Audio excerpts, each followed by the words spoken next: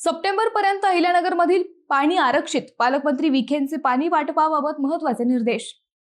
अल निनोच्या संभाव्य प्रभावामुळे अहिल्यानगर जिल्ह्यासाठी पाण्याबाबत एक अत्यंत महत्त्वाचा निर्णय घेण्यात आलाय।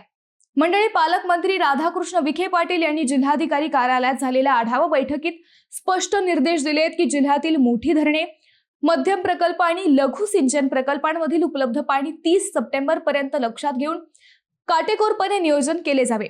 विशेष म्हणजे पाणी साठा आरक्षित ठेवण्याच्या सूचना देण्यात आल्या आहेत। बैठकीत पाण्यासोबत चाऱ्याचाही प्रश्न चर्चेला गेला। जिल्ह्यातील पशुधनाला चाऱ्याची कमतरता भासू नये म्हणून कृषी आणि पशुसंवर्धन विभागाने संयुक्तपणे नियोजन करावे, गावनिहाय आणि तालुकानिहाय चाऱ्याचा आढावा घ्यावा आणि जिल्ह्यातील चारा बाहेर जाणार नाही याची खबरदारी घ्यावी असे निर्देश देण्यात आले आहेत।